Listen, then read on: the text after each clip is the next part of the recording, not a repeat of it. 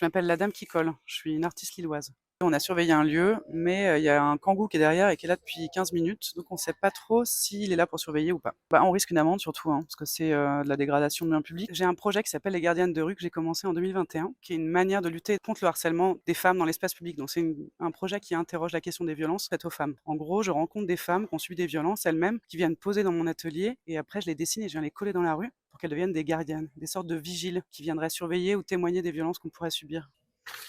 Ouais, alors Lyon, c'est pas une ville facile, hein. On sent qu'en fait, ils nettoient très rapidement. Du coup, je pense qu'il y a aussi les gens qui n'ont pas trop l'habitude de nous regarder faire.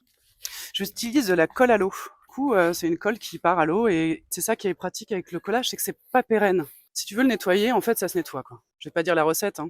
Alors j'ai choisi de coller à Lyon parce que c'est une grande ville dans laquelle les gens vivent beaucoup de choses et qu'en fait je choisis aussi des grandes villes dans lesquelles les femmes sortent. J'ai choisi le Vieux-Lyon parce que c'est beaucoup de petites ruelles qui sont assez sombres le soir et assez vides puisque c'est très touristique. J'ai décidé de coller à côté du métro parce que les endroits des gares sont des endroits dans lesquels les gens peuvent stagner ou se déplacer rapidement. Cette série de portraits qui s'appelle Les Gardiennes de rue, en tout, il y en a 24 et ici on a le portrait 10. Donc chaque personne, chaque femme va me raconter son histoire, choisir ses poses. Je garde l'anonymat de leur prénom et de leur histoire et de leur vécu. Donc là ici c'est ma signature, mais c'est une manière aussi de dénoncer le projet.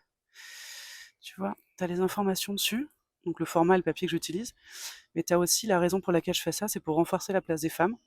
Et ces portraits sont ceux de femmes elles-mêmes survivantes de violences qui nous prêtent main forte dans l'espace public. Personnellement, ça m'apporte simplement d'être travaillé avec des femmes et de lutter contre les violences. En fait, c'est quelque chose qui fait du bien, qui nous renforce et qui nous permet de résister.